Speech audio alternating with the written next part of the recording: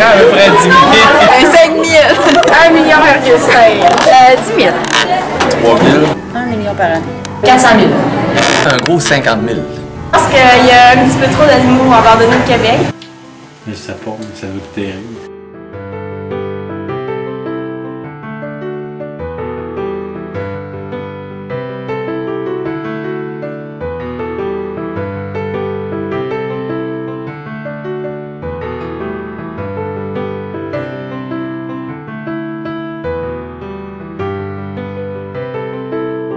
SOS, ça fait plus de 10 ans, mais avant ça, c'était sous un autre nom de sauvetage. Ça fait plus que 20 ans qu'on sauve les chiens de la fourrière, vraiment. On est un membre de Petfinder. C'est pas vraiment connu au Québec, pourtant c'est une organisation de sauvetage. T'as pas juste les chiens, t'as les chats, les chiens, les oiseaux, les furets, les chevaux. C'est du sauvetage d'animaux, mais c'est à travers tout le Canada et les États-Unis. On n'endure pas un chien malade. S'il est malade, le chien, on le fait soigner. Ça n'a pas d'importance quoi, là, on le fait soigner. Nos chiens sont tous vaccinés. 99% de nos chiens sont adoptés en Ontario, Toronto et les alentours, ou aux États-Unis. Les anglophones sont beaucoup mieux avec les animaux. Je ne veux pas dire qu'ils sont tous bons, mais ils sont de part. Tu places un chien avec un Québécois, excuse, là. La majorité, c'est un chien, c'est un chat. Tandis que tu le places avec un anglophone, ça devient un membre de la famille. Ça fait une grosse différence. Pas loin d'une centaine, sinon plus. On montre des animaux errants, on montre des animaux que le monde ne veut plus. Il y a des interventions de trop grand nombre d'animaux dans des maisons insalubres.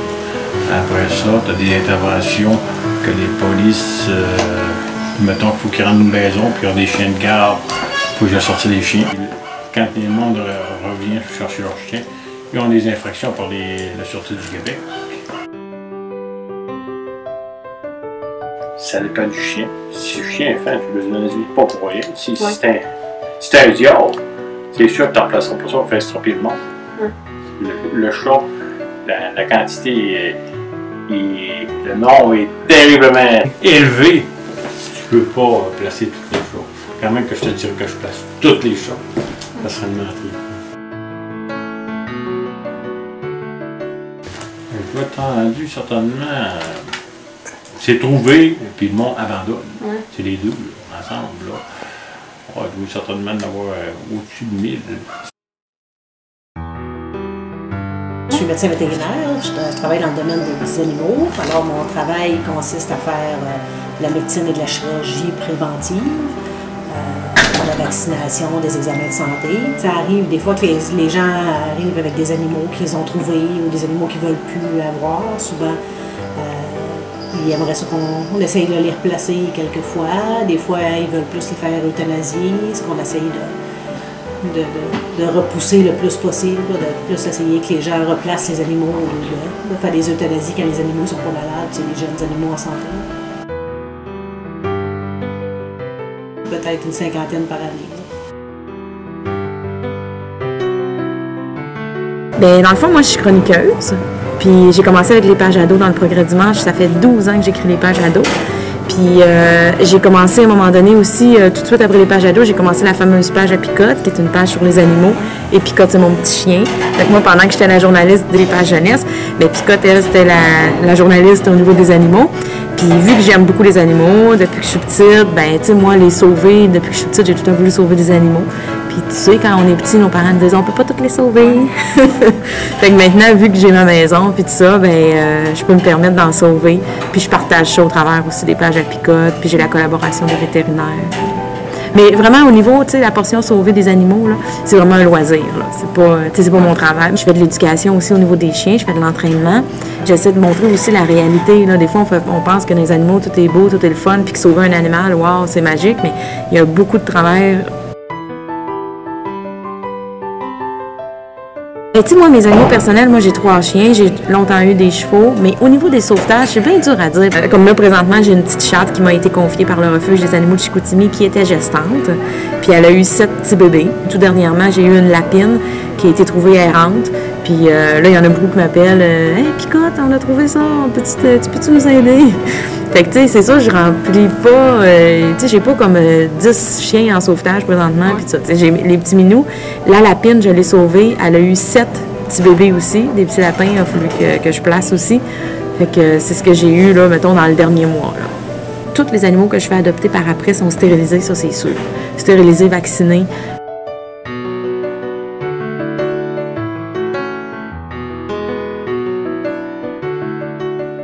Le chiot, c'est quand ils ont toutes les races, c'est dans des cages, puis ils n'ont aucun...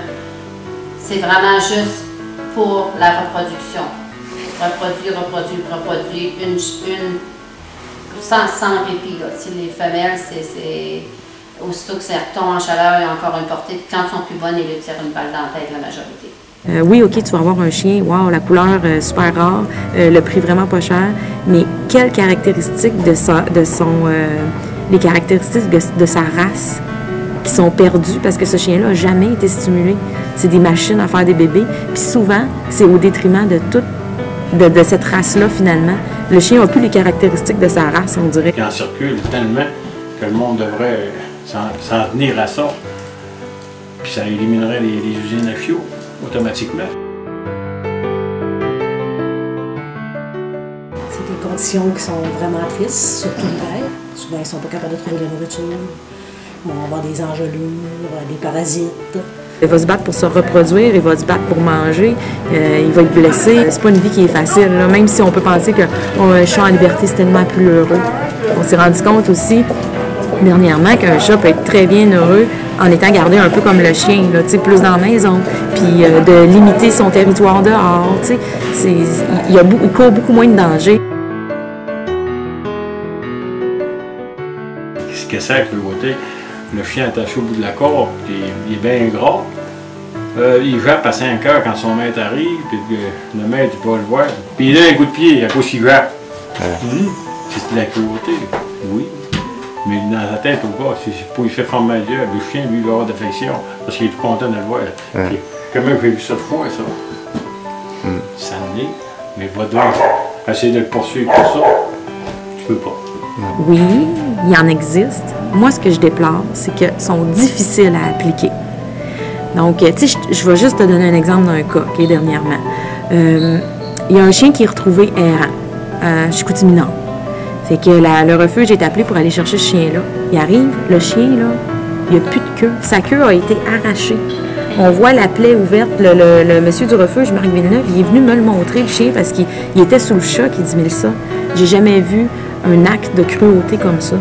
Le chien, sa queue, on ne sait pas ce qui est arrivé, est ouverte. Il y a un bout d'os, c'est dégueulasse. Puis c'est une plaie qui est ouverte. On se rend compte que c'est une plaie qui est ouverte depuis longtemps. Donc le chien, c'est de la cruauté animale de négliger une blessure. Okay? C'est considéré une cruauté animale.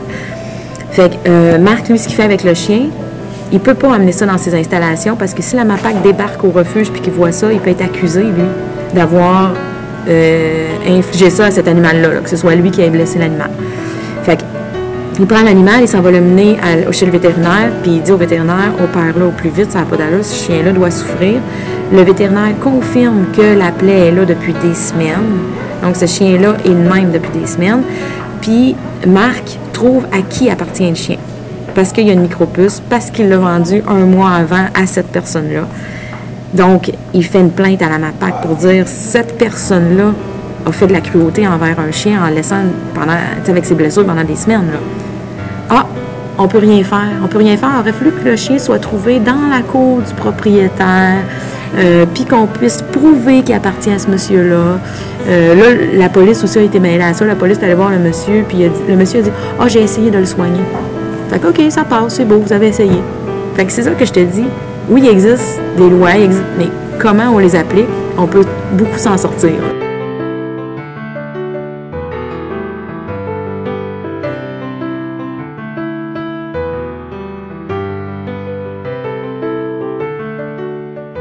On aurait quelques-unes des solutions si les villes, les municipalités chargeraient un bon montant pour avoir un permis d'animaux, mettons 1 000 $ pour avoir un chat dans une maison.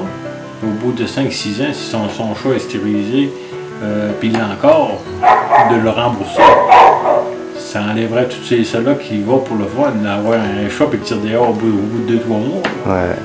Ça enlèverait quelqu'un certain. Ça ferait réfléchir quand tu arrives pour acheter un chien. T'as-tu ton permis? Oh, pas de permis, pas de chien. Puis ceux-là qui vont avoir un chien, pas de permis, un amende, une grosse amende. Moi, je trouve ça une belle patente, ça. Stérilisation, si le ministère des agricoles donnerait une subvention au monde, tu sais, rien que donner un petit montant, dire, parce que le monde, ça veut avoir un petit quelque chose. Ouais. S'il arriverait avec un billet, tout, va sur le terrain, va faire stériliser ton chien, ça, il sauve 50 $, 25 $, ça les animerait. Ça animerait le monde. Faire stériliser le bain. C'est le numéro 1. Les faire stériliser en bas âge pour être sûr de ne pas se ramasser avec des animaux non désirés et qui ne seront pas capables de placer, premièrement. Puis en plus, la stérilisation, on sait que ça aide à prévenir beaucoup de maladies chez les animaux. Fait encore là, on va diminuer les coûts pour les clients. Oui, ça coûte plus cher la première année parce qu'il faut qu'ils les fassent stériliser, mais si on prévient beaucoup de maladies en les faisant stériliser, on va pouvoir économiser de ce côté. Si on prend en main l'éducation d'un bébé chien, dès le départ, qu'on le fait stériliser à l'âge de 6 mois pour éviter d'autres mauvais comportements, bien, on a un chien on a une recette gagnante pour avoir un chien agréable à vivre. T'sais. La solution, c'est l'éducation. Stérilisation, éducation, sensibilisation aussi.